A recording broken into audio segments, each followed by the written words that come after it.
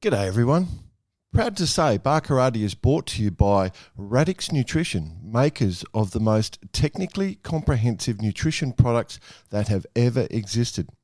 Unlock your potential with Radix.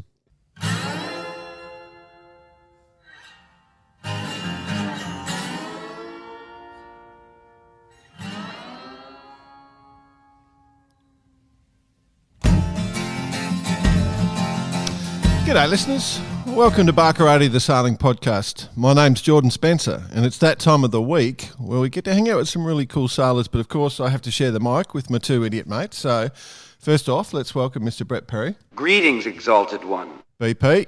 Hello, everyone. Hey, you know how we joke about Canada being very similar to Australia? We call it the Northern Australians. Yeah. Canadian. Well, I didn't even realise that I've got a house there, and it's got a Sydney Harbour Bridge, and it's even got Sydney, and it's got a family there. It's exactly the same as mine. I know where you're going. Do we want to talk? You want me to bring the other bloke in first, and then we can talk about this? It's a laugh. Because if I don't laugh, I'm crying. Yeah. Let's bring in the other bloke. He had a voice that could make a wolverine purr. Mr. Nick Bice. I had a full other angle, but we'll go with this one. How's your trip going so far? Yeah, how you enjoying your trip, BP? Well, I caught a taxi to the airport and then caught a taxi home. It was great. I've got to add on top of this, the Microsoft internet destruction of the world didn't aid to my situation, but no, it was. Anyway, for the listeners out there, I was supposed to go to Canada on Friday, and I'm still in Sydney with a changed flight. So anyway, all good. Any key reason for that? Yeah. Like quite a few. Don't need to go into it too much detail. Oh, I'd be putting the boot in, BP. Let's just say that I'm pretty disappointed. I'd be putting the boot in. Put it this way, for all the listeners out there, if you are even transiting via the mighty United States of America, make sure you have your ESTA visa in place. Yeah, well, this is the. I don't understand. I had a 4-hour stopover in LA, and I had all my Canadian stuff sorted, and yeah, no, that's where it got. But the problem was, it's an instant application, and you get it straight away. But Microsoft was down. Yeah, that's. And I didn't know, and I'm sitting there in the thing waiting for it. And do you want to know the worst part? Do you want to know the worst part? And this is what will make you all laugh. I waited there for 3 hours, praying that I was get it so I could get on the plane. And they're all saying, yeah, no, it normally comes in quick. Anyway, I waited to the last minute, and then I changed the flight to this Thursday. Mm-hmm. Lost my points and all the stuff that goes with it. And I get in the taxi, and I'm literally 5 minutes out from the airport in peak hour traffic, Friday night, Sydney. What comes through? Yes, sir. My visa. Yeah. The freaking plane was still on the tarmac. I could see it. Wow. But I couldn't get back because it was peak hour traffic in Sydney.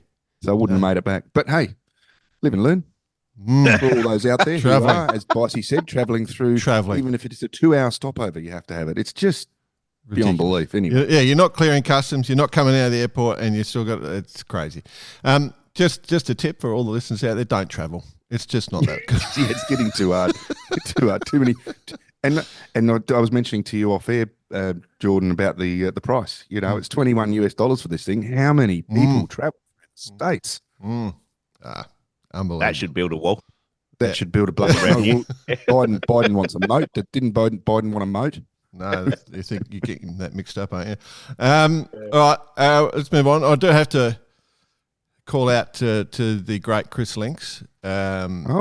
Linksy, what's he done? Well, What's he up to? Linksy has been messaging me a little bit. You may recall a few weeks ago when we had what's called Rugby League State of Origin, and Queensland won, and I pointed out that there's always Queensland wins, never anyone else. Did you do that? Did you? Yeah, I may have. You may have started it. A bit of trolling one. Yeah, and Linksy came back to me when New South Wales won the second game, and he's been very generous and left me alone this week because New South Wales won the State of Origin series quite convincingly. The decider. Yeah, they won the decider. What a cracking game it was. I mean, I'm not a rugby league fan, but Jesus, it was a good game to watch. Yeah, I'm a rugby league fan at all. In fact, I've never watched the game. I just like taking the piss. Just for our international listeners, Queensland and New South Wales picked their best origin players. In other words, you have to come from that state, and then they go head-to-head for 3 games in the middle of the season. It basically stops the entire season, and it's brutal. You'd almost say it stops the nation as well. Normally, most people game. watch it. It's big. Huge game. It's 90,000 down in Melbourne, which is not even a rugby league state. But, I don't watch many football sports. You have to pretty much pay me a couple of $1 million for me to sit down and watch football. It's the ballerina shoes that you wear when you go sailing. Unless it's rugby. Proper rugby. Oh. Yeah, not rugby league, proper rugby. Bicey. Turn off. The gentleman's sport. That's the game they play in heaven, mate. We're going to mention this twice on the show. Good news for all the punters that have put in their orders for hoodies. Heaps of you have. If you are in the extra large size range, get your orders in immediately, because I think we ordered Max a lot of extra larges, and we've ordered some double extra larges.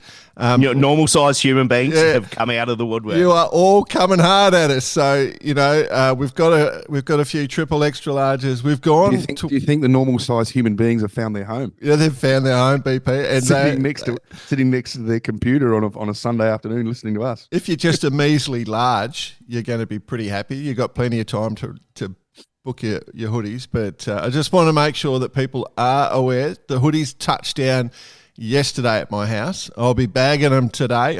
Friday at my house. Sunday now. I'll be bagging up all those orders and send them off. And why don't you have one on to show us?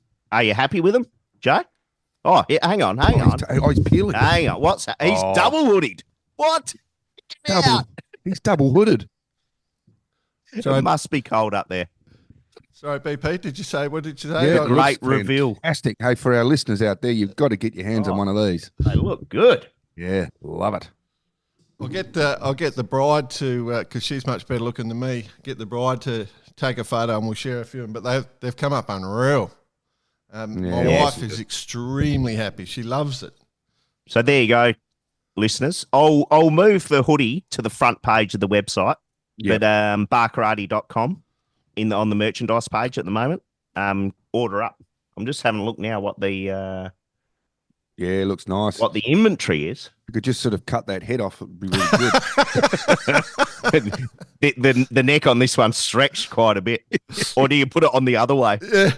Go legs first, got the ballerina legs through first. Get those Jordan, let's create a visual picture for the listeners. Can you put the hood on? Oh, no, you can't. That's a good one. I didn't say for the listeners. I didn't actually let the boys know I had the hoodie on. Did the big reveal then, so I couldn't hear what you were saying because I didn't have my headies on. But I thought that'd be a bit of fun for you too. I did it for you. Yeah, no, good. I like it. No, inventory's still good. So get in there, listeners. Get in, go nuts. But very, very warm, particularly as well. So yeah, cool. All right, let's get our guest on. Yeah, why not? Yeah. Do it. It's Olympics time. Next week, is it? Next week? Olympics? Yeah. Oh, yeah. We've been doing a build-up. We've been doing a lot of build-up, and we've been trying to hit a few Olympic classes and sailors. So, and we continue with that theme this week. We have gone back to someone we've spoken to before, episode 181 from memory, so you'll all automatically know who that is straight away, all the committed fans. 9th at the World Sailing Games last year in his class, 4th at the World Champs we just had in Lanzarote in the Canary Islands, been windsurfing his whole life, and is now the rep for Australia at the IQ foil, at the Olympics. Welcome to Barkarati, Grae Morris. How you doing? How you doing? You've been practicing that on the streets of Marseille. How you doing? One or two, but a few times actually. Where are you now, mate? I'm in Marseille, just doing some last prep before the game. So yeah, just locked in all the way to the end here. Wow. And you got like IQ4. She's first day, isn't it? Basically, it's like straight into it. Oh, yeah, I think we're on the 28th, and we jumped straight into the racing. So yeah, it's going to be a bit full on, but yeah, we started. You started? Yeah. Far out. Yeah. Does that, as the flame goes, you just take off? That's the gun? Yeah, that's how it should be. Yeah, we know. We've decided that we're going to have a race around when the flame starts and when the flame ends. It's a 2-week regatta. Oh my god! No, just jokes. So what are we? Touch over a week out, 10 days or so, time of recording. What's your plan here? Is this something that you've dug right into? You know exactly what you're going to be doing for the next 10 days, or you kind of just playing a bit by ear? Yeah. Oh well, as you guys all know, sailing is all very weather dependent, so you can't be too locked in with plans. But we have an idea that my coach Arthur Brett kind of ran me through that he thought was the best lead up, and it includes lots of days on water, but also days off water just to regenerate the body. But it's all pretty calm. We've done all the work, so now it's just about having the solid next couple of days, keeping the body refreshed and just really in race mode and preparing for the gun to go. Is there such a thing as a taper in yachting? You know, like the athletes or triathletes, the athletic go into a bit of a taper. Is that word been thrown around, or it's? I don't know. I haven't really come across it. I've heard it. You could say maybe. Hey, going back off the top of your head, Bicey, you said earlier we had Grae on. Which episode again was it? 101 from memory. One off the top of your head, yeah. Yeah. Going back to then, it was the very beginning. We chatted, and you hadn't actually competed overseas at that stage, or you had just moved over there, or it was the first sort of touch, if you like. I was in the end of my first kind of year, first season, where we were really trying to figure it out. So it was very raw. Yeah, right. And so, how do you feel now after? Well, compared to then, obviously we've got we've learned a lot, but how do you feel now? I was thinking about it just before, and you guys really nailed it. You got me in on the podcast when didn't have any results going for me. I was just kind of having a bit of fun, and you got me in early, and I was a bit like, oh, come on, what are they? Bit green, Grae. Yeah. You must have seen something that I didn't, and now we're here, and it's all coming together. Well, people have heard about it before. People do think it's a myth, but it's absolutely true. It's called the reverse curse. Come back in 2027, then, please. No, so cool. To answer the question, you've gone, from the let's be brutally honest, relatively unknown in the fleet, to probably someone who has solidified himself in the fleet, who's well and truly in there with a chance. Yeah, no, it's been a major journey. Lots have happened, and it's been no joke. So it's good to be towards the end of this campaign and see it all coming together and just reflect. Great. What are you weighing nowadays? Because when we spoke on Ep181, we talked about the weight going up and up and up, and I'm just wondering if you found a magic number or. Well, I found the max. Before I hadn't found the max, but I've definitely found it, and there was a moment of like, Jesus Christ, we got to go back down. It was getting not pretty. And so I went back to you personally not pretty, or the performance? Me entirely. I was not pretty at all. I feel bad for a lot of people surrounding me. So we found that max, and that was around 109. Wow. 109. Wow. Yeah. That's well and truly above normal human being size. Yeah. Don't recommend. But we figured out it wasn't good, so I rolled it back down, and now I'm just sitting around the 100 mark. You don't have a lot of places to hide in the wetsuit either, do you? Once you're that weight. Wetsuit doesn't help either. It really brings out all the curves. So from a fleet perspective, Grae, is it actually where you feel most comfortable? It's kind of medium within the fleet. Like what's the driver? So I'm definitely heaviest in the fleet. everyone's sitting around average 93, and then the top guys are average 95. And so being at 100 kg, the theory was as long as I'm fit and I can get up at the same time, the heavier the better. And so I tried getting bigger and bigger, but then there was obviously a moment of I'm not fit. I can't get around a course race in light wind without dying. And yeah, it was just, I got up a bit later than everyone else. So we went back to the 100 mark, and I figured I can pump my ringer off all race every day, and I can get up the same time as these guys. And just so happens I'm faster. So just really trying to get the 1%ers, and every kg counts. So. It wasn't just Arthur wanting to have someone to enjoy a snitty and a beer with, was it? That you just went up that far? Was that he's getting to an age where he can relax a bit? Yeah, Arthur just wanted someone around him that made him look good, I think. He stitched me up on that side, but yeah, bastard. I'll listen to the boss. He knows what he's doing, right? Yeah. That's a really good point on that point. Obviously, he's been on a journey as well, because IQ Fall is a new format.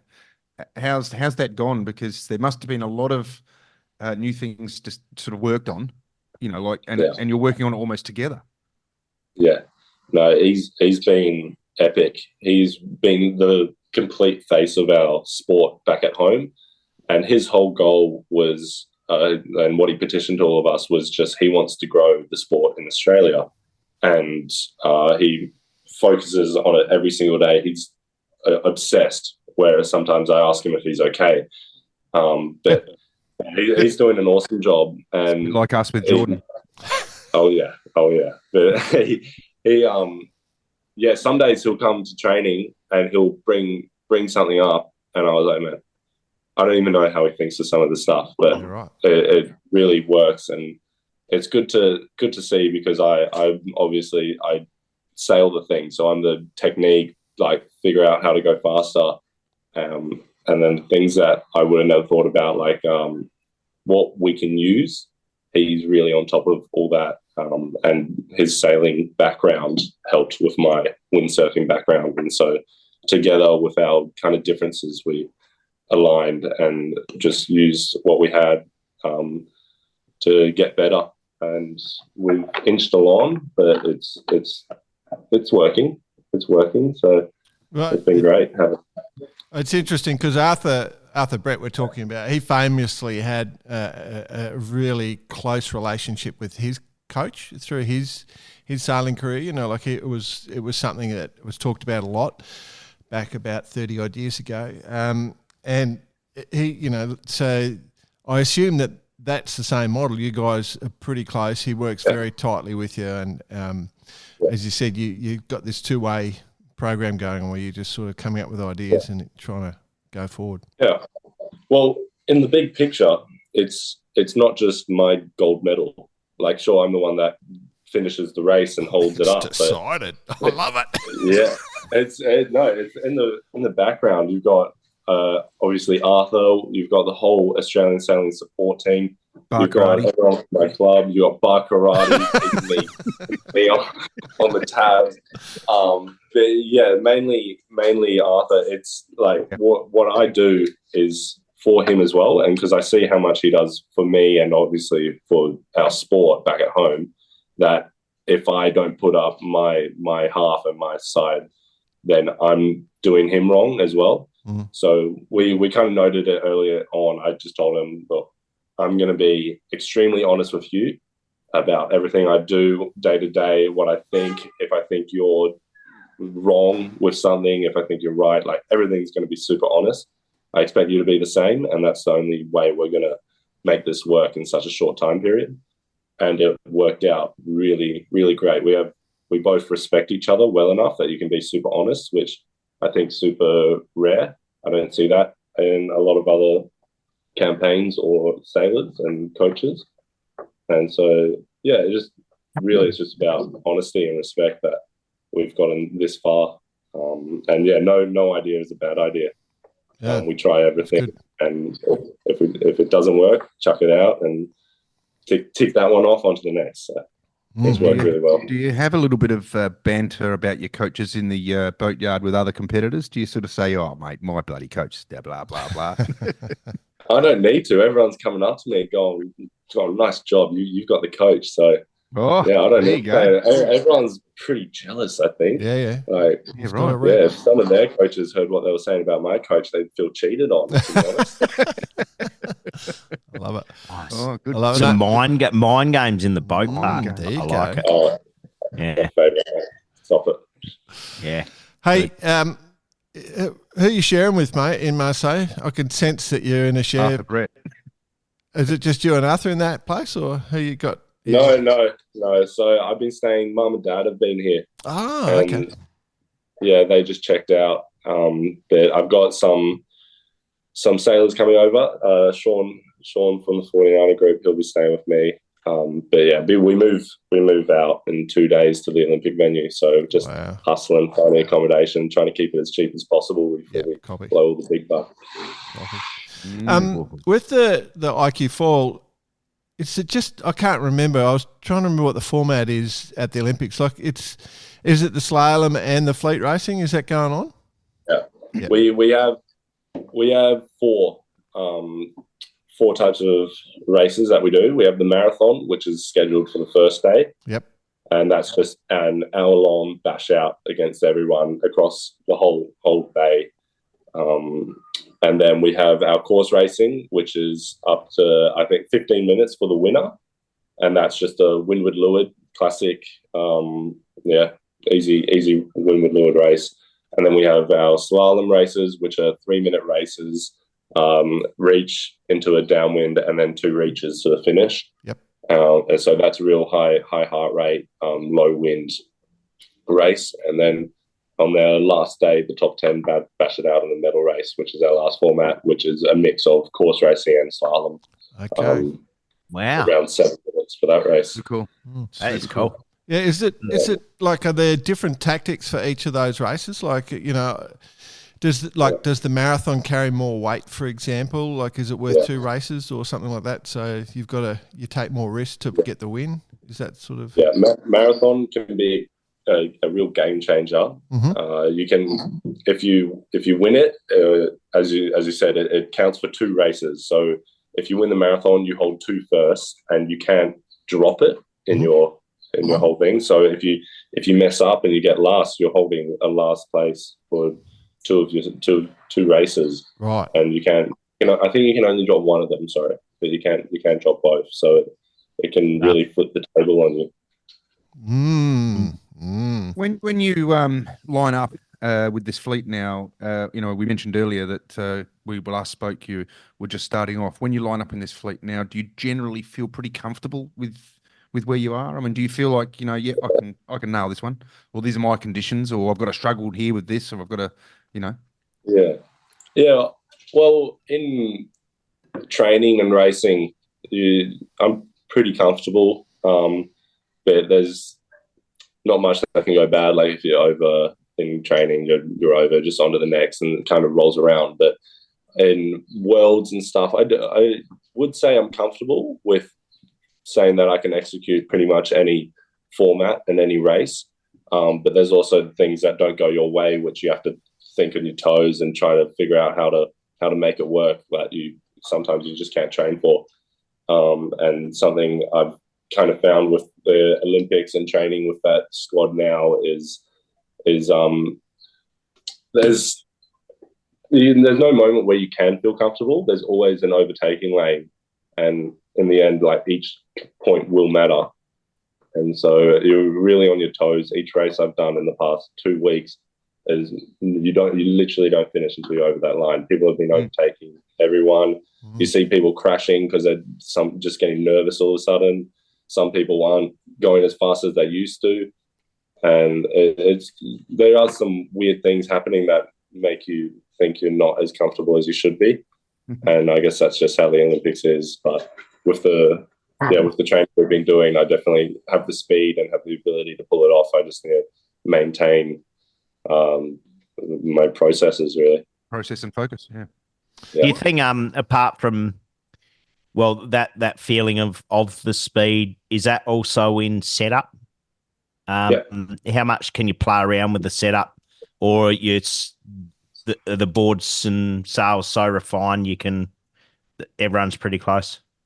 Yeah. So previously in regattas outside of the Olympics, we've been able to sand our foils to a limit of not going into the carbon. So you can sand it with your own finish of like either 2,000, 1,000, like whatever people have been thinking is faster. But now with the Olympic gear, one of the rules they said was you cannot touch it. Like if you cannot sand it, if they 3D scan each foil, and so they know if it's being played with, and if you get caught, you're pretty much like done. You're out. Yeah. Oh, there you go, Spanish. Oh, you're telling me. They're freaking out, but yeah, that's something we've seen that some people aren't as fast as they should be, or like everyone's on the same gear now, so it's really coming out who's been playing around and who's been honest. So yeah, okay. So on the reverse of that, on the reverse of that, how do you know that the gear they're providing is exactly right? I mean, is it all signed off? Obviously you just said that they're able to 3D it and look at it. I mean, is that 100% signed off? So here's your board and here's the autograph. Yeah. Look, can't tell you. I don't know. From what I've heard, their tech isn't that great. So they tell us they can see everything of what you've done to it. But I think that's a little bit of them just telling you that to scare you. So it's going to be, they're either going to be really nice and easy or really hard. I don't think there's going to be an in-between.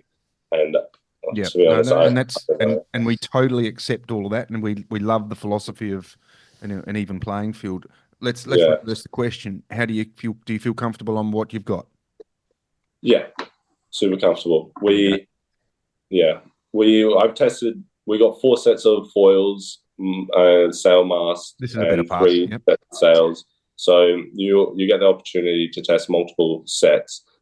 And I've found some previously. I don't normally test gear. I roll the sail out day of the regatta, register it, and move on. So that's kind of how I ran, and having the luxury of being given 3 sails for this one regatta to test. I'm like, you can definitely tell there's differences, but in my mind, they're not huge. I don't think it's going to ruin your regatta if you get a different set of gear. Like, I think they're all what we've been given and what I've heard from other sailors. All within a parameter. Yeah, there's about 2 sets that everyone's been given. That is very good. And then the other 2, like, I pretty much looked at and was like, I'm not even going to bother testing these because they're just visually out of what I want, and moved on. And the 2 that I've had have been awesome. Because you get to submit your racing one and your spare set, and I've raced against everyone with both of them and everyone else on their Olympic gear, and both have been super fast. So I'm really not that bothered. I love it. That's nice and calm. With the foils, right? The foils are everything, and as you said, no one can sand them or do anything. Now, what if you put take a chunk out of it or something? Like, what's the rule there? You got to let World Sailing know that you want to. You can't repair it. Well, sorry, you can repair it, but they do the repairing, and they only do it after the 20th. So, say you do scratch it or take a chunk out of it, and you think you need it changed or repaired, you have to submit. Then they either approve or not approve. You give it to them, and they'll fix it and give it back to you on the 23rd. But then the problem is, it's too late. You can't really test it. You've already submitted gear. Right. So how I see it is, if you scratch something or you hit a rock, it's done. Go to one of the other sets. Right. What about polishing stuff? Can you polish? No, can't touch it. Wow. Yeah, wow. You can pretty much just clean it with fresh water, and that's it. Wow. Well, that's the beauty of windsurfing, right? You don't have to leave it in the water, do you? We used to Mr. Sheen, the old Holdie, back in the day. Mr. Sheen. That would have been the go. Mr. Sheen. I was just going to say, if you can polish it, get the old Bellamente polishing team out on your foils, you'd go all right, would you? I mean, that thing's a shiny boat. Probably go a little better, but yeah. I don't mind. I'm quite a lazy guy at heart. I always love with windsurfing. You roll out all the gear and you go as fast as you can, and still got last week's sand in the sails. Yeah, exactly. No, that's how I grew up. It was just always those days. I'm watching all the 49ers, the 470s, all tweaking and freaking out over a bolt, and I'm just gonna go faint. That's why I would love windsurfing. I don't want people to just get too over the top and make it crazy and make it a boat sport. Which is another cool segue. Another cool segue. Do you feel like the windsurfing fleet, the IQ windsurfing fleet, or IQ foiling fleet, I should say, has got that attitude where it's very much like, yeah, man, let's get out there and take it on and, enjoy the actual sport? I definitely think we've got that more than the other fleets. I'll say this now before Olympics starts, but we're all very good friends within the fleet. Everyone is friendly to everyone. We're all open, and it's a really good environment to be in. And so, obviously, during the Olympics, there's no one's your friend, and that kind of stuff comes into play. We get that. But the point is, Bicey, it's a bit like us down at Semaphore, Go in, go out, go fanging around. Oh, did you see that maneuver? Or did you see that? Or, It's still exactly like that. You've got some people that are kind of in their own sailing world and they just happen to windsurf, but it's definitely still a bit like that. And everyone compliments each other when they see something cool. It's all pretty nice. But to be able to sail with the people of that level, I mean, that must be a rush as well. Oh yeah, it's very cool. Like we all travel the world, top of the league. We see the kids coming through. They get to see I was one of those kids coming through that was like, well, that's awesome. I wish I could do that. And now I'm here. It's like a real rush, and I get to see all the other kids coming through, and I know exactly what they're thinking because I was that guy 2 years ago. And so, it can all happen very quick. So, Grae, rumour had it a few years ago when Knocker was competing on the fin, that there was, whilst you're sitting around the Olympic Village, everyone's kind of eating their bloody one leaf of lettuce or something. The Finn sailors had a jug of beer in the middle of their table. Is the IQ foil the new Finn of the Olympics? I mean, geez, big call. In other words, what we're talking about is here real humans. Everyone, I'd like to say yes, but when we walk around, everyone looks at us weirdly. What are those giants doing here? Yeah, are those athletes? This is the Olympics. Why do they have beer guts and big bellies?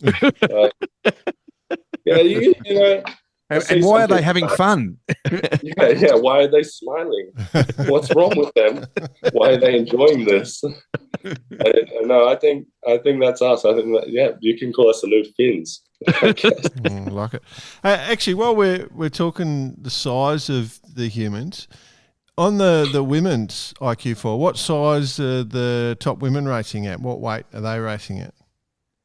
I think it's around 70 kg. Okay, is the average weight. You get a few girls that are a bit heavier, and they obviously have a speed advantage. But the rest of the fleet, all the girls are around 70. Yep. No, I'm just asking because there'll be people listening thinking about, am I the right size to get into it? We don't want to not think of the women. Although, how the hell do you even buy an IQ foil board in Australia? Like, where do you find the damn things? It's not there. Well, give me a call because I've got way too many. He's opening a shop up in Double Bay when he gets home. Anyone that wants anything, I'm selling from bolts to boards. I'll just give it out. Hey, don't tell anyone, please. I'll see you when you get back. All right. Yeah. All right, perfect. Yeah, no, it's a bit hard getting all the gear to Australia. There's lots of gear in Europe. So like I have so much gear in Europe and then I just take it back sort of thing. But I think it is possible to get gear. I think it's just, especially with the rumor, not the rumor, sorry, just the change of sail.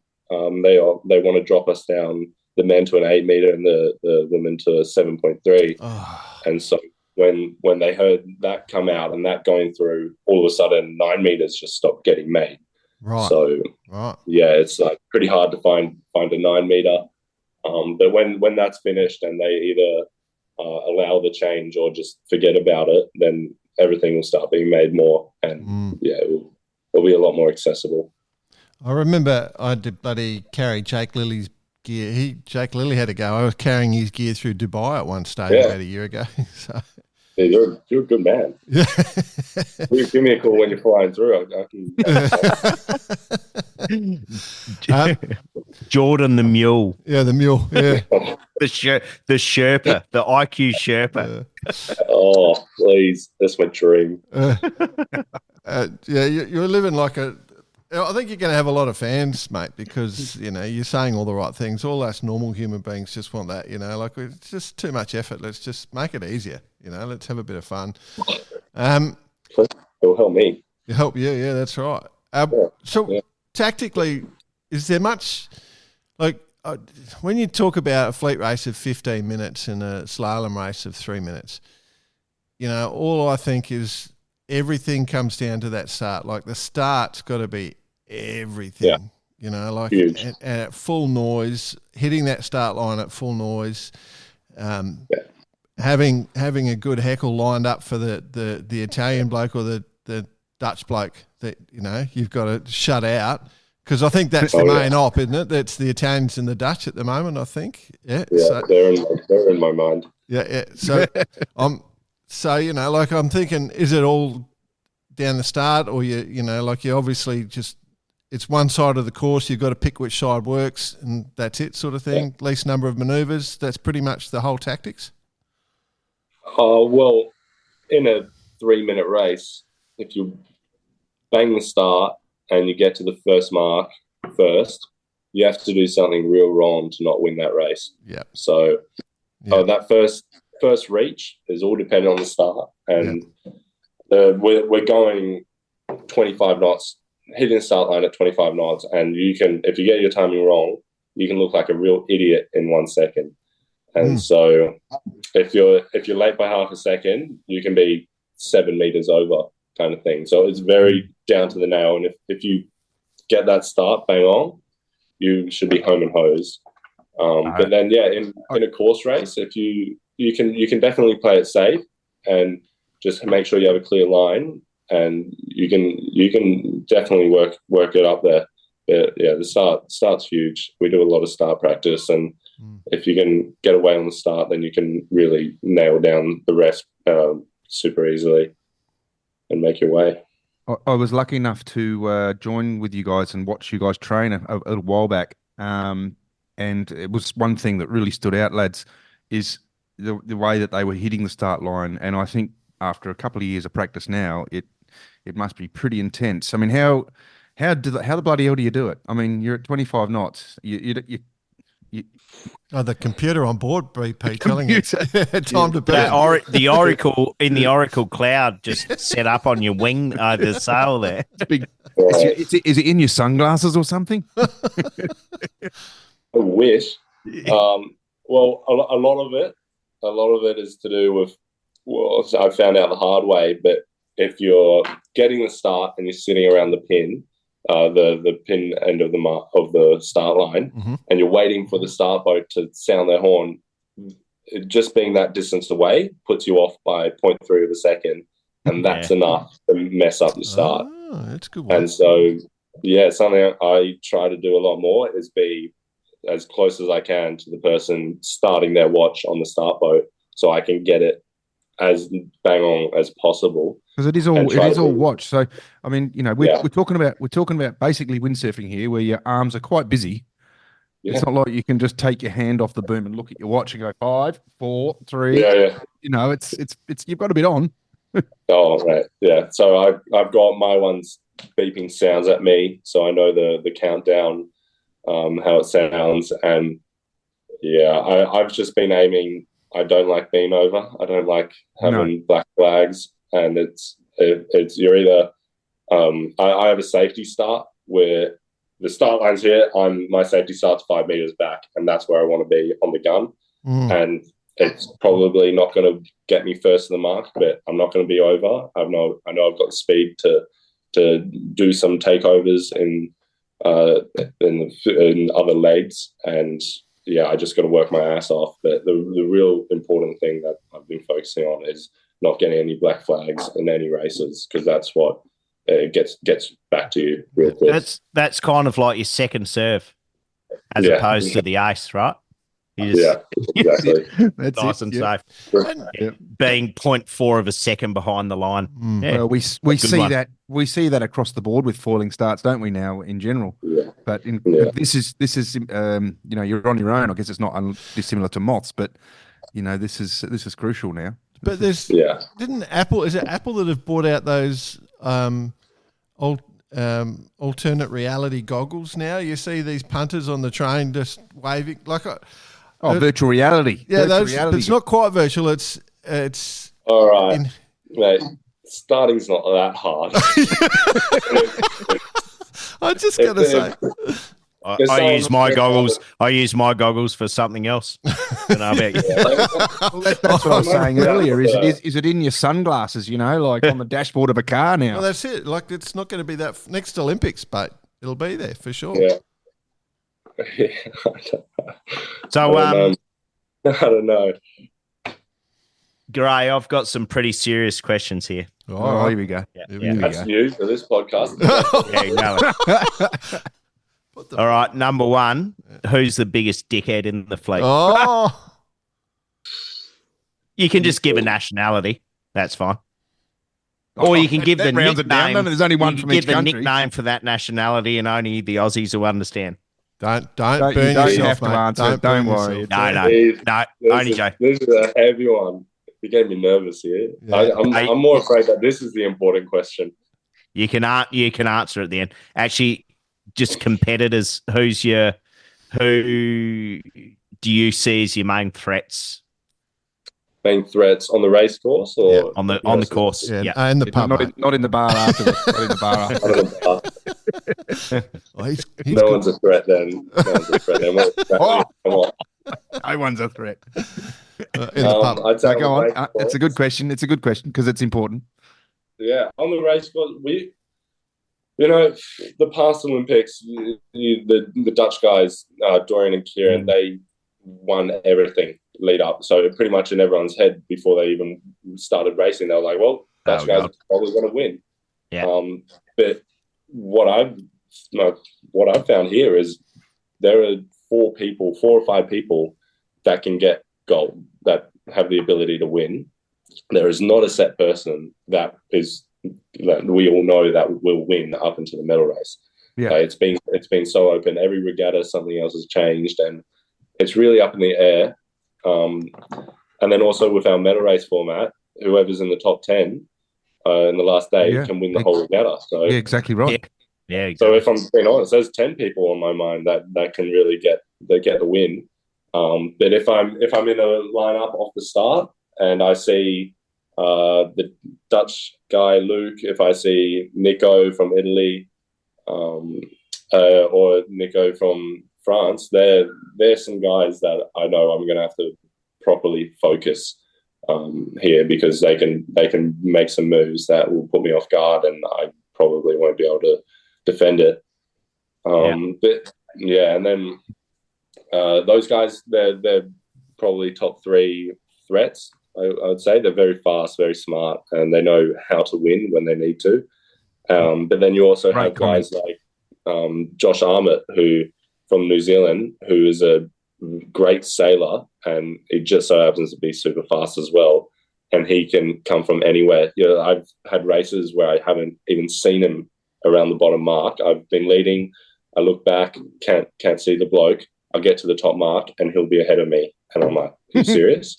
Like, fucking Kiwis, they've fucking done it again. They're all they don't actually do the lap. They actually just do a little circle in the background and go. Wait for you to all come back downwind. No. Okay, well, let's reverse that question then. You obviously stated there is people that you keep an eye on. Do you feel like there's people keeping an eye on you? Oh, I mean, I don't mean that to be sort of self-centered. I mean that just you're new to the fleet. Yeah. Look, I think they'd be stupid not to. I think if they didn't have an eye on me, or if they saw me around and didn't think something was going to happen, then they're not going to win the race. I think everyone's have to kind of have to have an eye on me if I'm around them, because like I can pretty much have the capability to do whatever's possible to pull something off. And so you've got to be pretty focused. And I know those guys I mentioned, they're very focused. They're very on top. Yeah, exactly right. Yep. Yeah. No, that's the good answer. For the listeners, so Nick Renner from Italy is the Nick he's referring to, and Nick Goyard from France, and then you're talking Luc Van Op Zealand, I guess. The other one that's sort of bounced up again this year is that the Polish guy. Was it Paul Tonowski? Is that correct way of pronouncing it? Yeah. Oh well. Yeah. Yeah. He's had a big improvement this year as well. Yeah. Oh, he's always been a really awesome windsurfer. He's always been up there. And yeah, he's a silent one. He can definitely come and kill. He did super well in Worlds this year. He got second. He made his way through kind of the medal race format again. And yeah, he was a silent one, but I honestly I wasn't expecting it. I hadn't seen him all year, and he just popped through in Worlds, and we were like, yeah, got to focus on him. And he won Palmer as well. Because I think he got 13 at the Worlds the year before, from memory. So yeah, the top of his head. So is that a bit of a focus, or a bit of a sort of a strategy? Is that obviously the whole regatta matters, but the goal is to really get into that top 10, that medal race, and then try and be as relaxed as possible and enjoy the first few races, but actually get into that top 10 and then turn it up. Yeah. I think there's a huge advantage of leading into the medal race. 100%. So that is my focus. Does that put a bit of a bullseye on your back? Nah, everyone wants to lead. Everyone wants it. It's a guaranteed medal. It's the only spot where you're guaranteed a medal at the end of the day. Because you've got the confidence in your own ability. And the only medal race you're doing is for the top 3. So where everyone else, if you're second going to the medal race, you can end up with 5th overall in one race. So to be leading into the medal race is a huge advantage. And also in Marseille, you can have 5 days of no wind. So we could just not have a medal race, and that's it. So that's definitely a focus. But top 10, if you're making top 10, you can do anything on the last day and pull it off. So so there's 2 ends of the spectrum. It's either you're winning or you're in top 10, and you got to make it work. Yeah. Have you had all conditions in the bay there? Have you been out in different? You've had all the different conditions. Yeah. We've been coming for 2 years now. Yeah. In the hot, in the cold, in the windy, and no wind, and we've had pretty much everything you can think of. And sometimes it can happen, and you can get everything in 2-3 days. So you kind of never know. Well, look, I mean, obviously, you're looking forward. At the moment, there's obviously long-range forecasts. Is there any sort of idea what you're seeing at the moment? Is there any way of actually? I checked today, and it looks like the first day might, or just from the long-range forecast, we might get some light wind slalom off. Next day, maybe some medium wind slalom, and then there's 2 days of heavy onshore 30 to 35 knots. So that's going to be the one to watch. Ripper. What's your takeoff? Well, takeoff wind strength basically with no one around, 7 knots is reasonable. Yeah. As soon as you kind of get on the course. Is that with mad pumping? That's with mad pumping. That's disgusting pumping. That's the horrifying. Disgusting. Proper air roading. Yeah. It's not blown air roading. Yeah, it's not pretty at all. But Well, it never is. Not you think it's pretty when you're doing it, but it's not that pretty, is it? When other people are watching. No, it's horrible. It's horrible. Hey, all cameras off. What about now once you've got the funding from Australia and you're competing at the Olympics, the whole drug regime thing, you've probably had it your whole life because you've been in the program, but have you noticed a ramp up? Have you had to pee in a bucket a lot, or because you're a big bloke, you don't pee in a cup, you pee in a bucket like us normal blokes.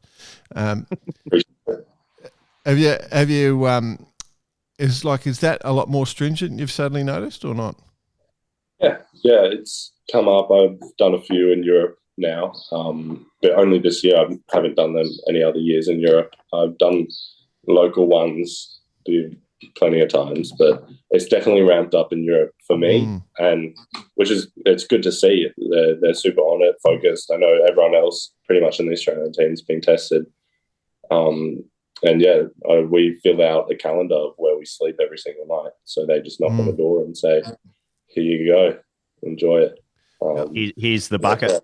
Here's the bucket. I've got this vision of like the drug testing. Here we go. The drug testing labs just going, "Where's this lot from? Oh, the sailing. Oh, don't even bother." They just push it to the side. They don't even bother. It's not worth it. No one's going to do it. Drugs aren't going to enhance their performance. Hey, Grae, I've got another pretty serious one for you. Are you pretty happy with your team issue tracksuit? My what? Your team issue Australian Olympic team tracksuit that you. Oh, what? Didn't you see the photos? Yeah. Well, I saw you. Yeah. Well, Weddy. How about just your personal thoughts? You like it? Yeah. I'll be strutting that stuff right down Hindley Street. We stand out.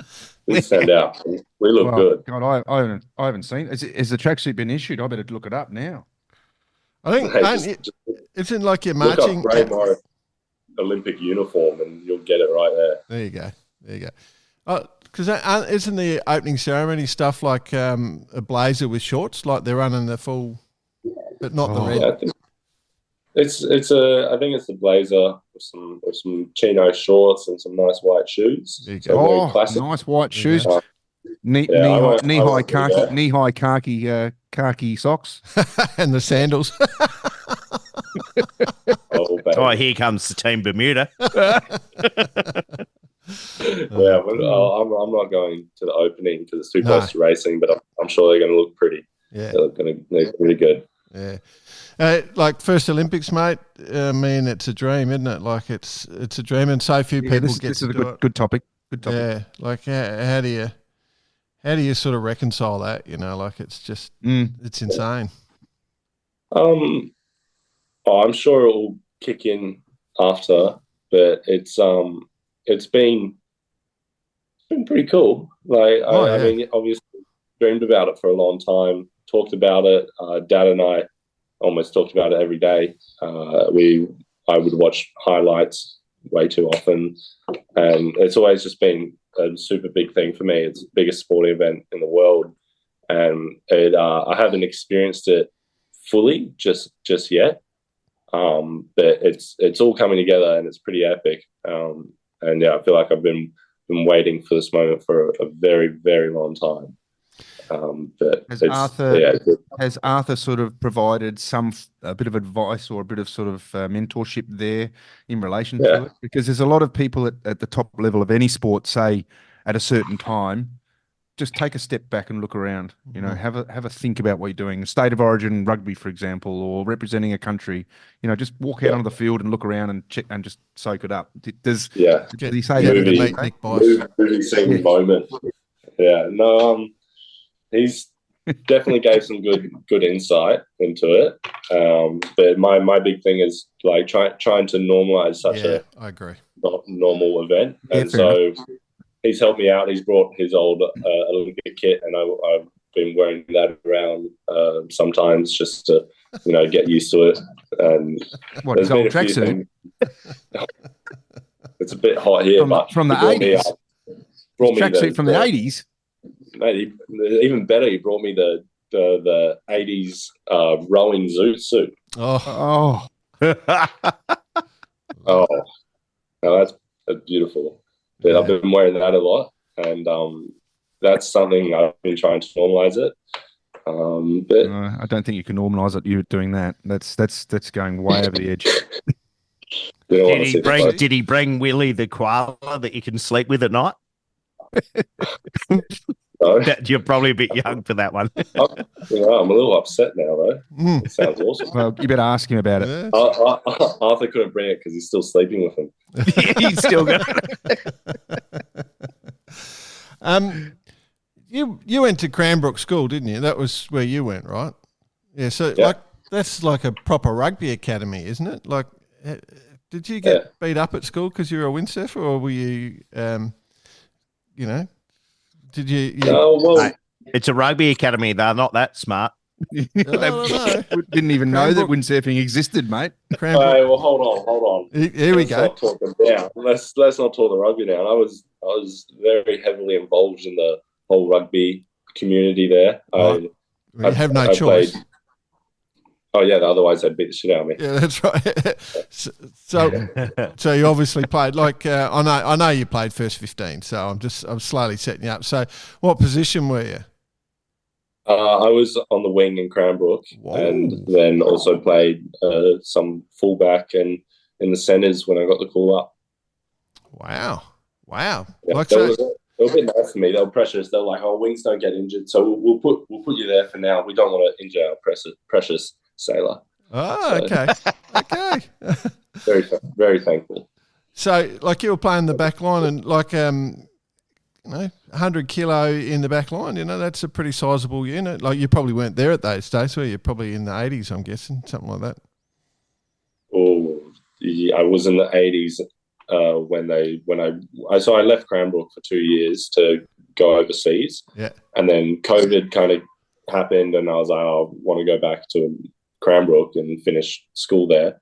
And so when I came back, I was about 85 kg, and the rugby coaches came to me and they were like, I was going to play rugby, but not super full time, more just for fun, and maybe get in the thirds or something and just have a bit of fun with it. But the coaches looked at me and they were like, look, if you're into this, gain weight over the preseason, and you'll be first in whatever position you want.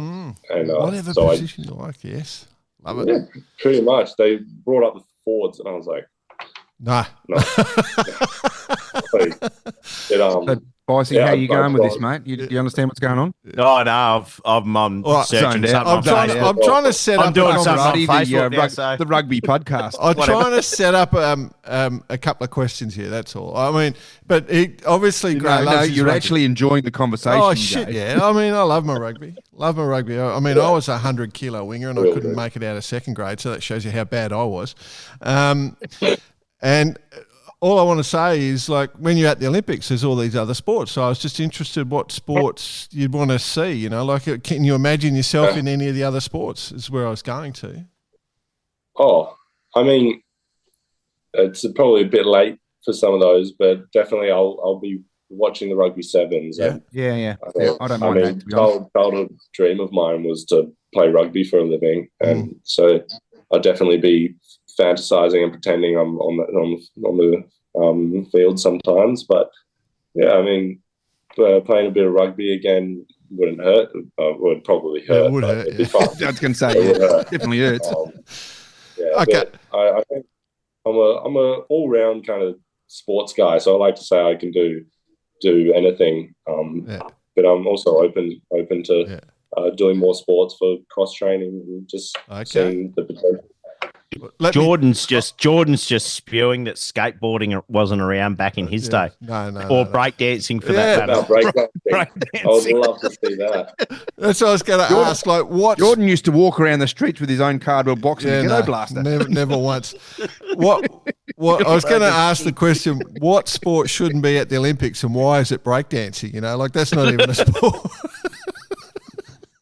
Oh, look, it's the French Olympics. They want to represent some culture, and I guess they're very into their art. And you could say you could say the breakdancing is, although it might not be seen as a sport, it's very artistic, and I guess it's super technical as well. We're all going to watch at least half an hour and try and work out what the hell's going on.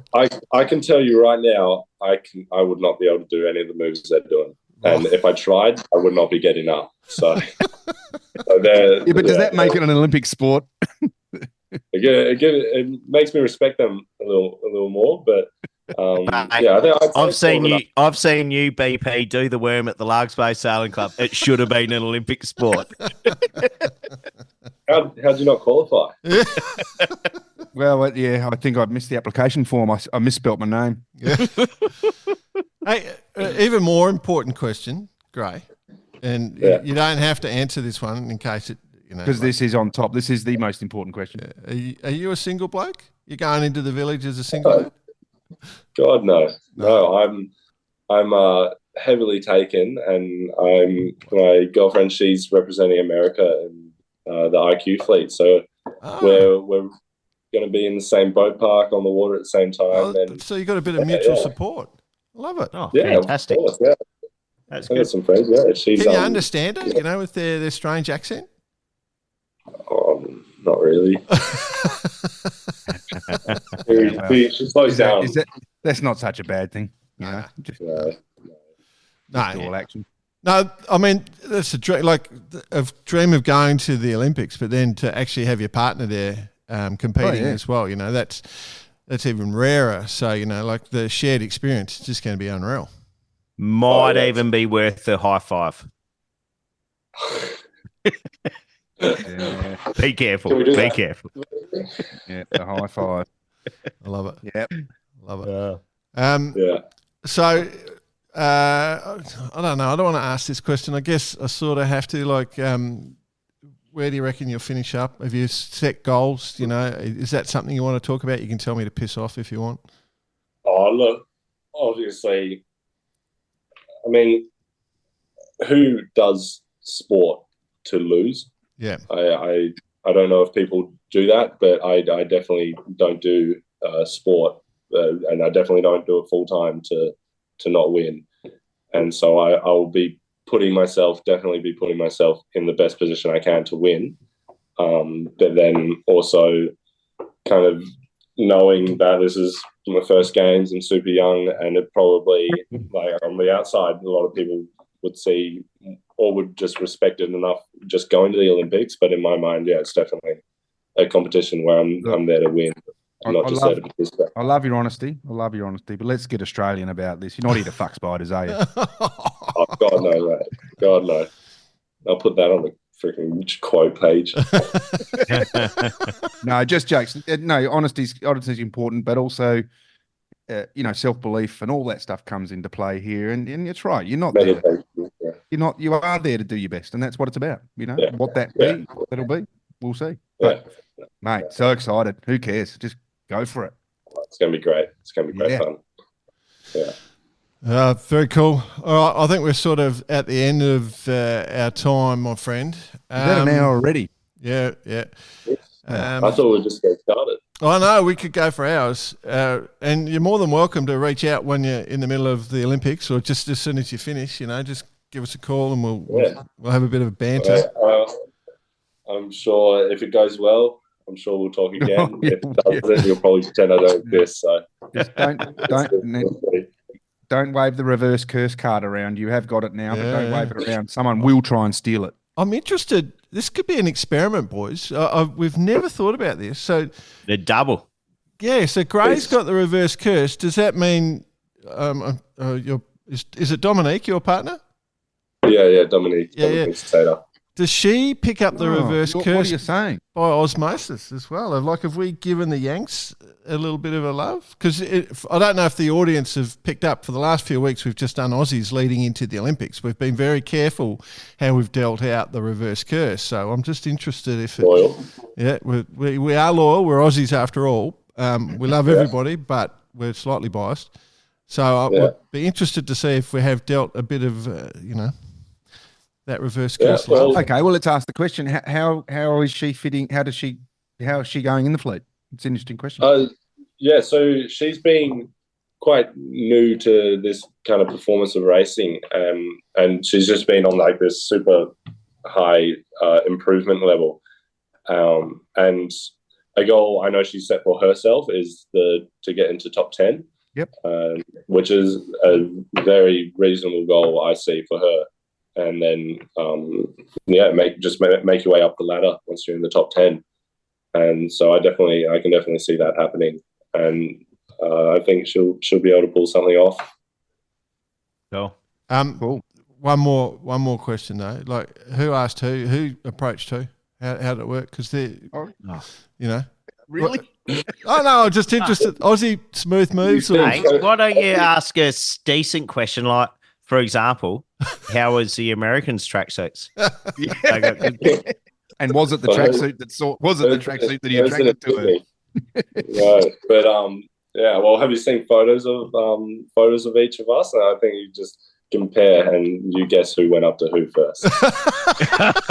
Yeah, exactly. Yeah. Well done. Good answer, initiative, my friend. Righto, let's leave it at that. He's saying you're saying she's the reacher, huh?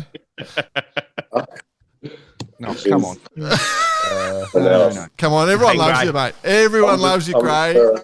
That's the I'm just truth. a very happy boy. That's good, man. Happy to be here, man. Oh, we're not trying to ruin it. We're definitely, but let's be honest. Everyone loves you, Grae. You're a very popular bloke. So there's a lot of people that are in your camp, mate. So go with great confidence, bud. And thanks for taking the time to chat to us. No, massive fans, Grae. Best of luck. Be keeping close on. Thanks. So go for it. No, thank you. Thank you, guys.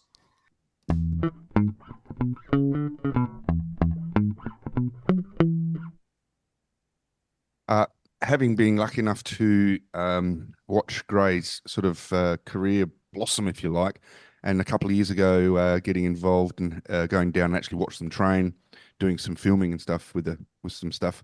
What they're doing is insane. And when he started, he's never ever taken his eye off the top level. Even when the IQ came out and they were training, just developing the squad, he was aiming for this point. And it's been really cool to watch. I mean, determination and all that stuff, and goals and dreams and all that stuff piled into one big package, and there it is, Grae Morris. Yeah, but what I love most was he's doing the classic Aussie thing. Yeah, no, it's all cool. I don't really worry about this. I don't stress about that, But sand in my sails every day. But I'm going to wipe those pricks off the planet. I loved it, and I think I said, speaking to him afterwards, we had a lot of banter with him. He's an extremely well-liked human being, and we wish him the best. Not a small fella, I got to say. I mean, normal size dude. Standing next to him, and I never saw him at 106 kilos, I think he said he got to. That would have been a big man. Yeah. Like he's what, 96 or whatever he said now, 98 or whatever he said.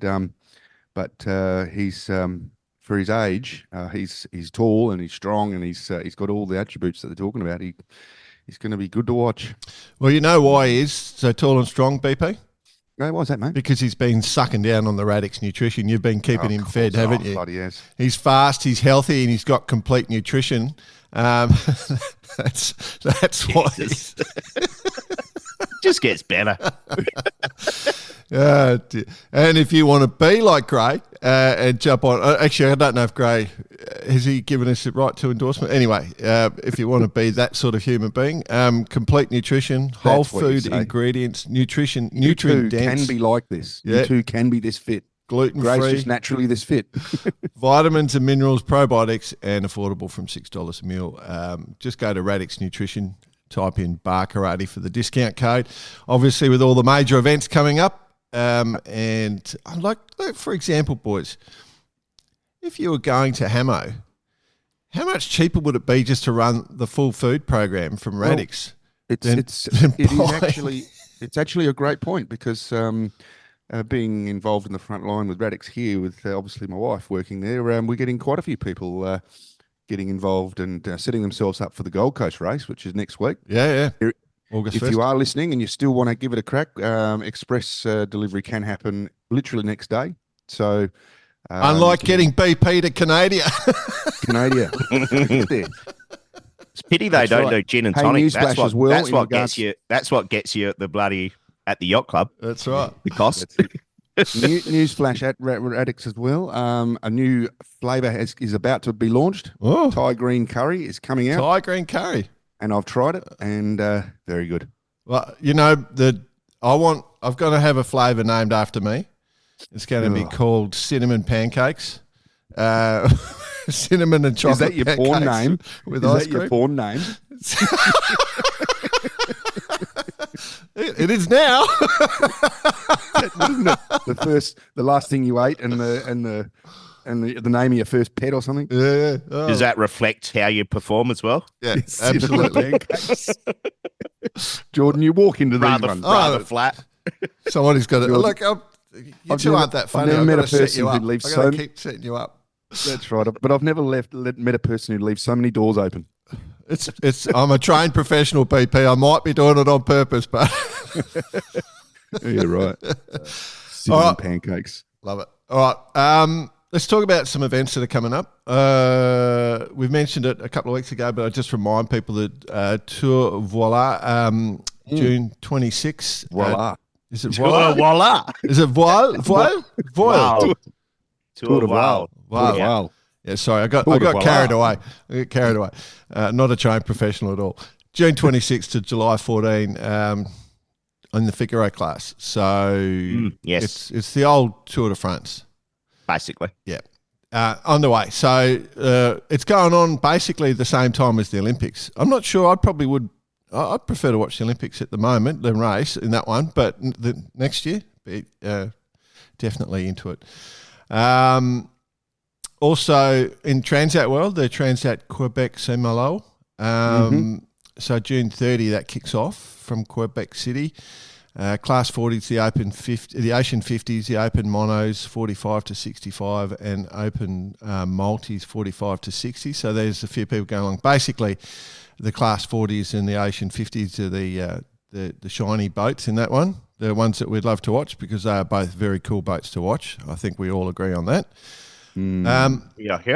And then voila. Yeah, voila. 28th of July to the 8th of August, a little event called, how do you pronounce this? Olympic Games. Olympic Games? Yeah. Olympic. Are we even allowed to say the words these days? It's so tied up. Anyway, best of luck to every person and nation competing at the Olympic Games. All the people helping out. We're obviously extremely excited to watch. It'll be great fun. Remember, if you're flying through the States, get your Esther. Yeah.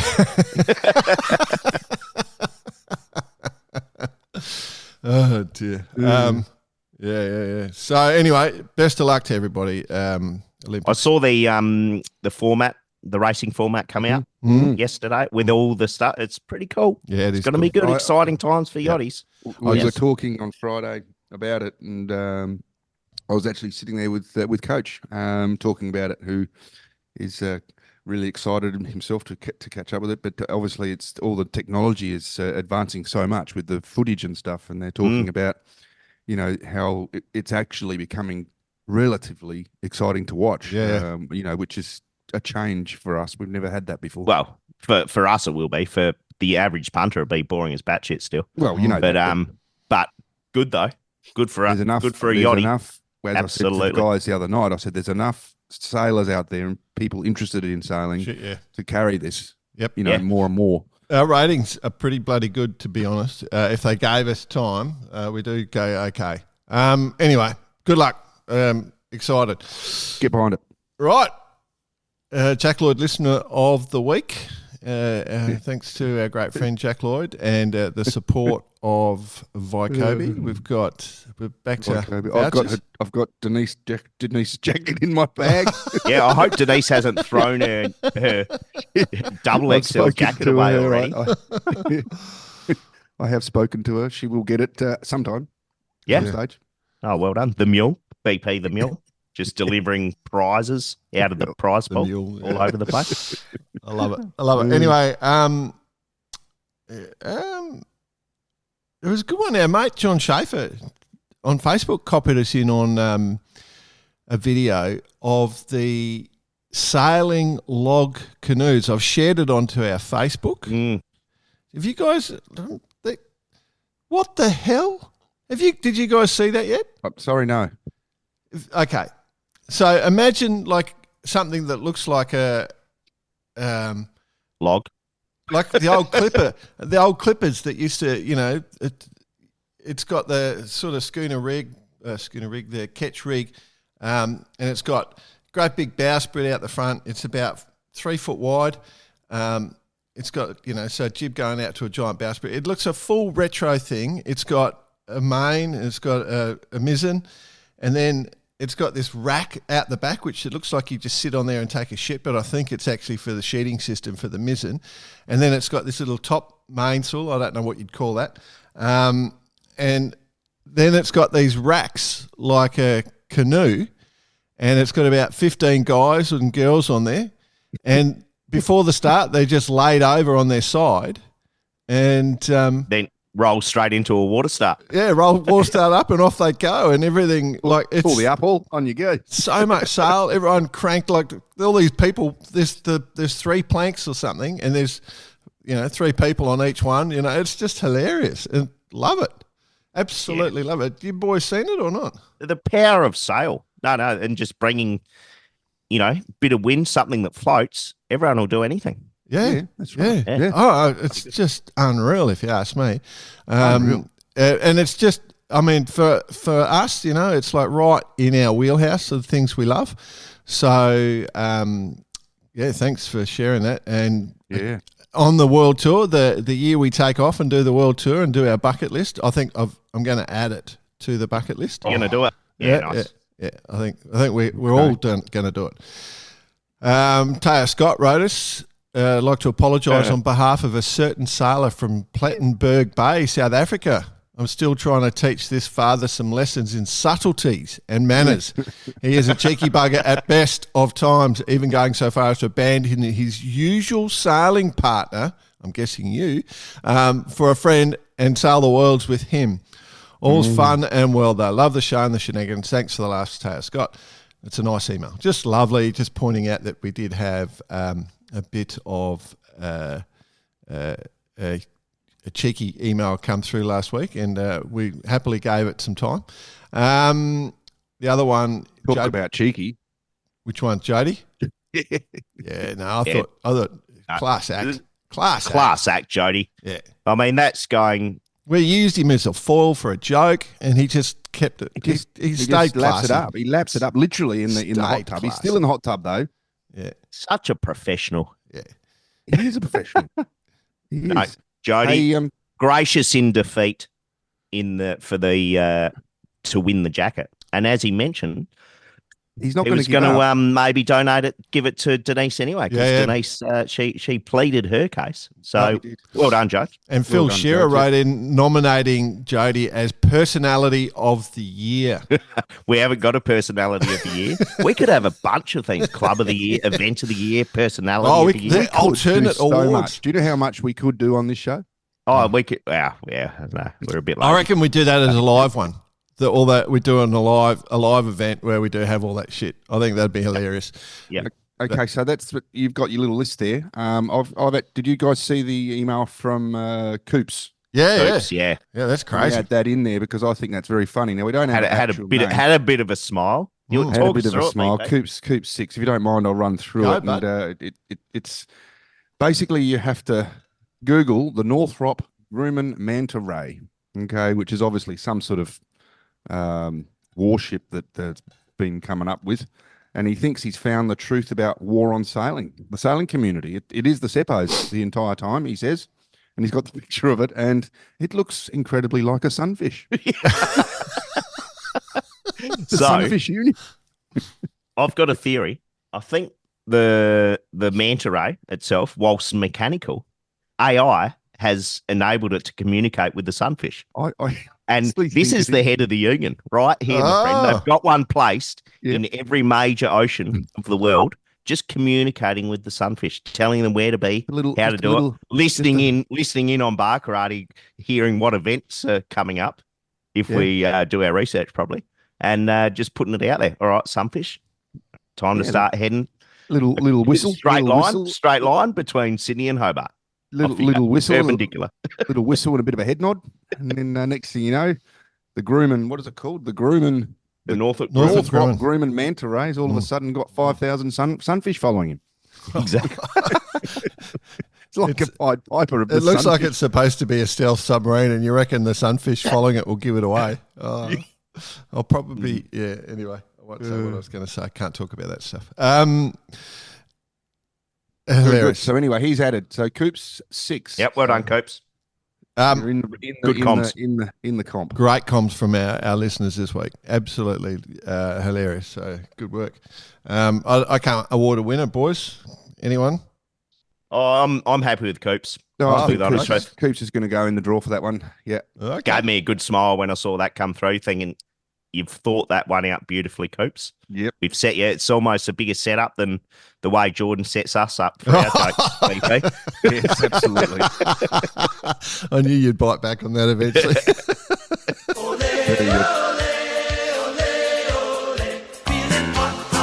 It's hot time with Bice. Hey, actually, I'll tell you one thing. She ain't hot. No, she's not. An old Radelaide at the moment. Not even here, mate. Oh, there's a polar. Yeah, so what do they call the it's bloody freezing as. Having been in where was I last? Port Douglas last week. Beautiful weather. You know, 2 states to be in. Up in Queensland. And then just down to the Arctic freeze, I tell you. Just before you go on to hot time, boys, I've seen the tracksuit, the Australian tracksuit. Oh, yeah. Yeah. You got one? No, I'll be getting the tracksuit. And we need to speak to Pat, actually. We need our Vycobi tracksuits. We can just stretch into them every time we go to record. And that has to maybe be the rule. We have to at least have one article of our tracksuit on. Yes. You know, and sometimes we're a bit loose and we do it in various places, like from airports or hotel lobbies or whatever it is. But we travel, when we travel, if we can actually get on a plane, we have to travel in our tracksuits.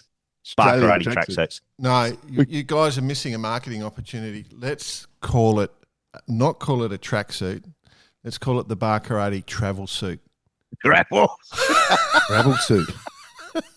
You're onto something there, Jay. Now, I never really came to your padded shorts. I mean, they've sort of were around, you know, that they were sort of around, and you know. Well, don't give away my sailing short idea. That is a gold mine. Well, yeah, it hasn't done so far. Well, I haven't fucking made it yet, have I? It reminds me, we should we'll talk about it next week. The t-shirt competition next week. Oh yeah, right. Yeah. But hang on, just before you go on, boys. The travel suit, I do like it. So anyway, good. Hey, sorry, that's we're back to hot time. Sorry, go. That might have alleviated your pain at the check-in desk. Oh, but I've got my travel suit on. You can let me through. I don't need a visa. I've got my travel suit. That's right. All right. You got your visa? So hang on. Have you got your visa, sir? Yep, I'm wearing it. There you go. Yeah. It's just an order. You buy the travel suit and it gets you a visa to every country in the world at the same time. Now that's a seller. This is growing right here. What were you saying about t-shirts, boss? T-shirt competition next week. We're going to announce one, are we? Yes. Will we internal t-shirt competition? Will we forget? Yeah, probably. Yeah, okay. Oh, yeah, it'll be around in the next 6 months or so. We'll remember to do it at some stage, but next week. Yeah. Hey, listeners, can you remind us by email next week about the t-shirt competition we're about to launch? We're 100%. We're 100% doing it next week, right? Yeah. Yeah, 100%. 23% of the time. Go on, Buzz. Picture this. Yep. You're a Spaniard sitting on your couch last week. Wimbledon. Your young fella has just nailed it in Wimbledon. Yeah. You then go and win the Euros, taking down the Poms again, and then Dale GP. Talk about three-peat. Now, I have a Spanish family. You do? Yeah, it would have been exciting. There was a bit of flag raising going on. There was a bit of... Oh, is that what you call it, BP? Flag raising? Flag flying. Something that resembled a Pakistani marquee, if you ask me. No, not in that department. Oh, okay. This was a real flag.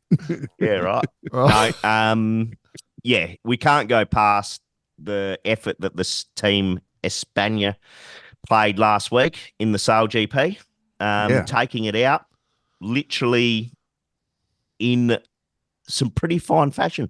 The Aussies were absolutely on fire. Oh, they were. They were coming at them. Grand final day, and like around the course, and they were almost got them. They were hunting them down, and then the board didn't go on the lock. Some say it's Russ hit the button, but others say the Spaniards just nailed it. So well done to Spain.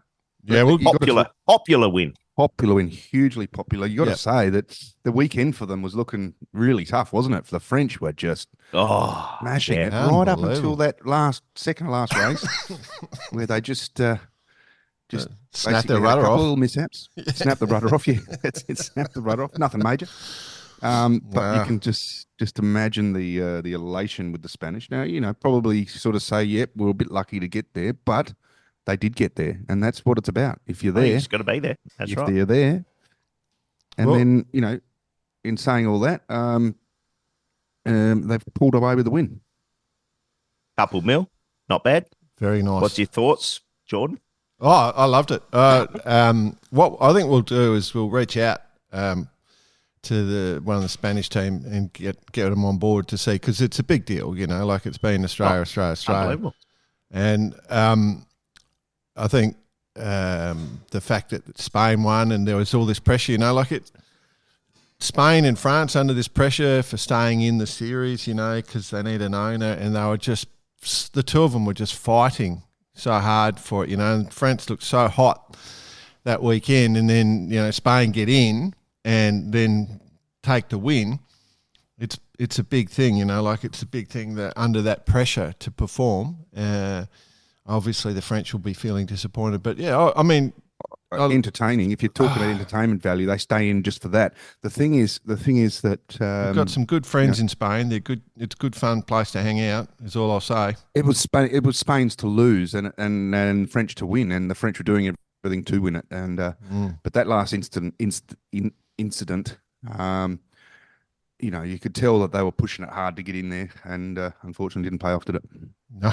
Well, yeah, good fun. But probably fair to say one of the more exciting weekends of Sail GP. Yeah. Given that they had good breeze, good speed, it was bloody good.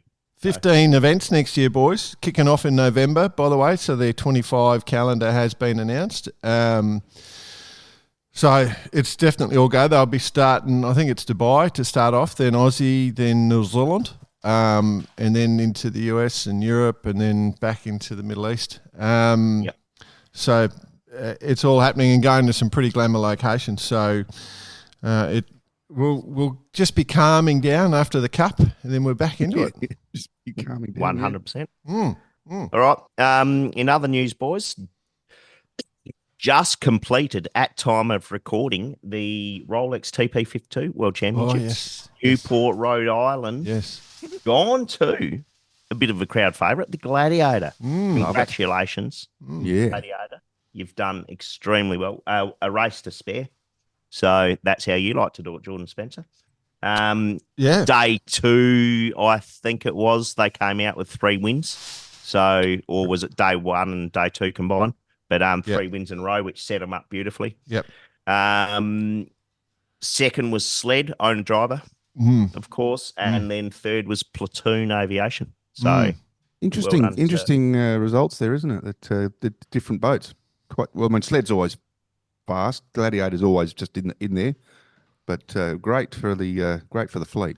I think the thing I saw. I mean, you look at across the leaderboard, and there's no. Obviously, you get people dominate at different times, but you're still seeing people vary their scores between a 1 and a 9 or a 10, for sure. So it's close racing. It's the thing it really struck out to me watching it was that each day, a few boats shine. It's all about boat speed. Your boat was set up well on that day for those conditions, and sure, it was a shifty course and there was positioning, but a classic example was like yesterday, Phoenix got a 3 and a 1, and then today it's picked up a I don't know, a couple of 10s or something the last 2 day. 10s and a 7. Yeah, exactly. You know, and so, but you look through the fleet, and that happened right across the fleet. The only difference is the top couple of boats were consistently there through every day. So they weren't trying for the wins. They had the days where they were shining and just getting win. But then the rest of those races, they were staying in touch, staying close, not getting big scores. Obviously, at the finish of the day today, both Gladiator and Sled were at the back, but I think that those positions were final anyway going into that race, and so I suspect that they were actually staying out the way a little bit. But yeah, so it was pretty cool. It's intense. Jesus, because they never get far apart, you know. It's like just never far apart. They're so close. Unbelievable. Yeah. I mean, yeah, so next stop, Porta Portals, end of August. Will you be there? And then, yes, I will be there. And then end of September in Valencia. So, I wonder what would attract them to Valencia at that time of year. Will you be there? The Hamon, maybe. The Hamon. Yeah. I think there's actually a bit of a clash with the Maxi boat regatta in Barcelona at the time. So anyway, well done to the TPs. We'll be keeping a close eye. Yep. A couple more, and actually you get the new Privetza will be joining the fleet in Portals. Yes. Coming out, so all good. And in the meantime, though, we've had the Chicago Mac race, which we mentioned, which a lot of the Great Lake 52s competed in. Yep. Which we'd mentioned previously, but one of the got a little bit hairy. It did for all the teams out there. Got quite blusterous. Had a bit of action on the water, a few rigs down, a few different things. So, quite a, what would you say, a tricky place to sail on a big lake in the middle of the US, big storms coming over, but great race nonetheless. They get obviously with the Great Lakes, they get some massive storms there. Then they can sink big ships. Like if you love Gordon Lightfoot's music, you'll know all about one story there. But it was the 115th running of the event, and there was a man overboard with Sean Doherty, went overboard off a boat, and I wanted to just talk about how he was prepared. So he'd gone forward, he was going forward and hadn't clipped on, right? Mm-hmm. It's night time, it's a big storm, he hadn't clipped on, but he had a self-inflating PFD and he had a waste bag that had a AIS, he had a strobe, he had a man overboard, a PLB, he had a knife, he had a whistle, and as soon as he went overboard, immediate response. And like the rescue boats that came in, there were 3 boats came in to him, said he was lit up like a Christmas tree, couldn't miss him. So it was 20 minutes for recovery. So I just wanted to mention that because I was actually a mate of mine he's bought a yacht and he hasn't done much sailing and he wants to do overnight stuff. And he said, can we go Friday night? We'll do an overnight sail. And I said, no, mate, let's go and sit down on your boat, go through your safety gear. Let's do a plan. And I went through the whole process and just all this sort of stuff. People don't think see his about eyes opening up going, oh, really? Yeah. I said, but we're that not won't just happen going, to me. like, what if I'm asleep and you go overboard? How the hell are we going to find her? I just want to mention that because that whole safety element made it so well because prepared, he wasn't clipped on, which is a mistake everyone makes. So you've got to always think that you're going to make that mistake. But I just wanted to mention that safety element.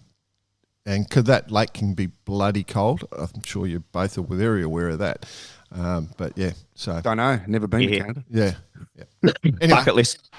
So on that, I think it was 4 or 6 boats beat the record. So it's obviously quite a quick, nice slide to make it to Mackinac Island. So well done all. What else we got, boys? Oh, the Youth Worlds. Youth Worlds. I have absolutely no information on it. Wow. Because there's nothing in the Aussie media because we don't have a team. We don't have a team.